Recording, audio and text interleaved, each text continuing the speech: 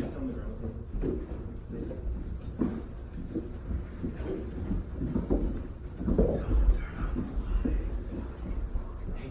No, leave the lights off, please. Because I just don't want to. You guys just sit on the ground. You don't have more safety. Okay.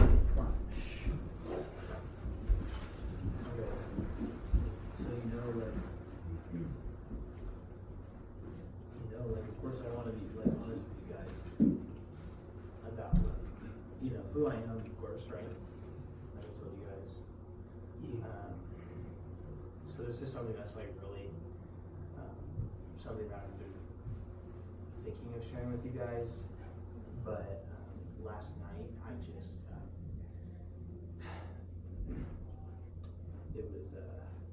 it hit me again. So I just need to tell you guys. So I told some of you guys that I had been to this camp once before, right? And but really, I was actually here one other time. So this is my third time here at Trinity Pines, and that first time I came to camp was a couple of years ago. And this picture of my brother kind of reminds me, just like because he's one of the closest things I have, like just kind of reminds me that stuff is okay. Okay, so basically, when I was here a couple of years ago as a camper, there were some directors. There was a couple. They were the directors and their names. There's Sean and Carrie Collins, and Sean and Carrie actually had a daughter named Catherine, and she was super nice. Except she was, I don't know, she was probably my age at the time, somewhere, maybe, I don't even know how old she was, 14, 15, something. Anyway, so when I met her, and I got to know her pretty well. But one of the things that the Collins, the couple, had trouble with her was because she had a kind of a mental disorder to where she would talk to herself, and that was just that was kind of weird for me, right? And so I tried to just kind of like put it off and get to know her because I thought she was a cool person. And so I actually was talking to her one time, and then she just like starts talking to herself like it's another person. And I can't even remember what we were talking about. We were talking like at dinner or something, and she just like it was just this really weird thing, and it kind of freaked me out a little bit.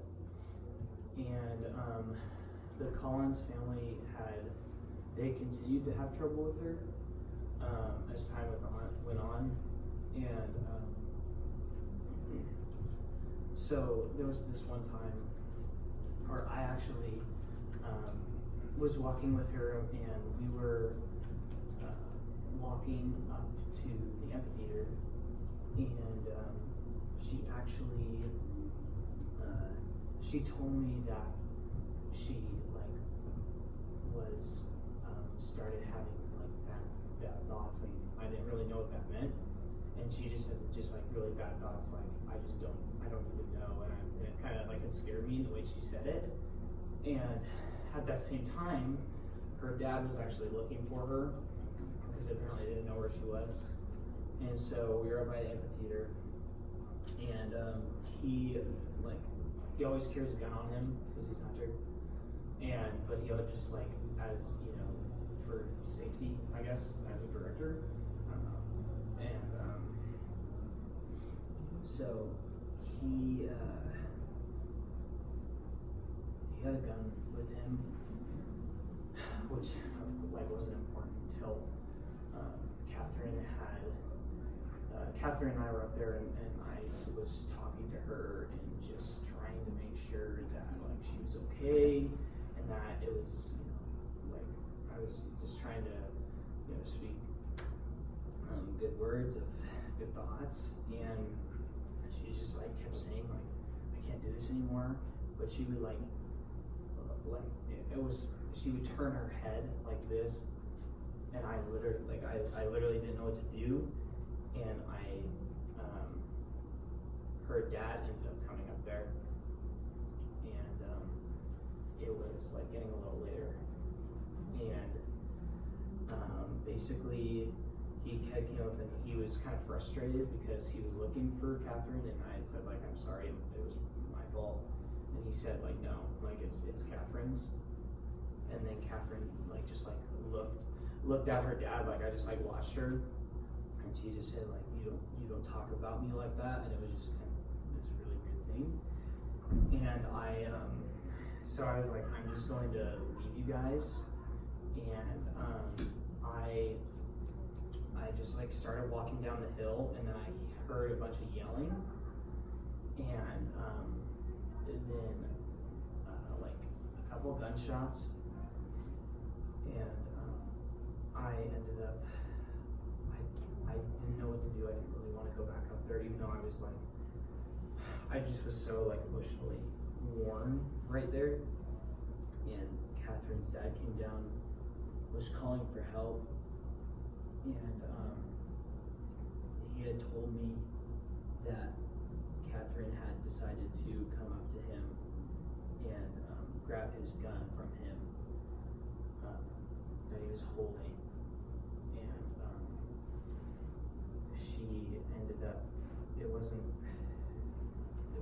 her fault because they were in a scuffle, but it was his fault that he ended up like hurting her pretty bad with a gunshot, and and so it was just kind of this weird thing, and she was in the hospital for a couple days, and so I went and I saw her there, and that was really hard, but I never got a chance to talk to her again because she was like just not responsive, and except for when right before she passed, she had like woken up and like had looked at me, and she said like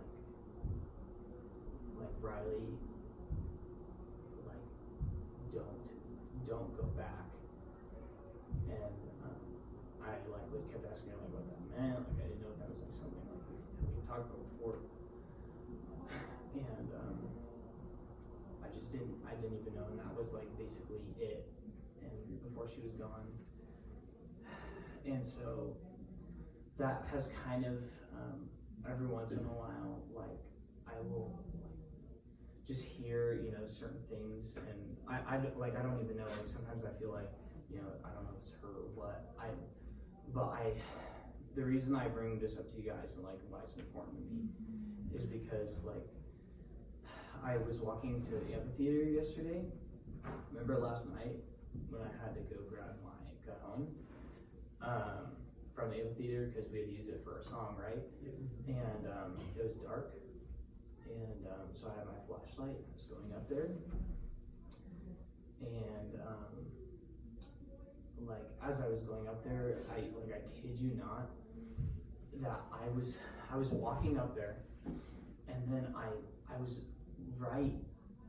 just like right next to the amphitheater, and I just like, like a lot of memories had came back, and it was really dark outside, and like I swear, like right in my ear, I just heard this one, like just this one thing, and it said,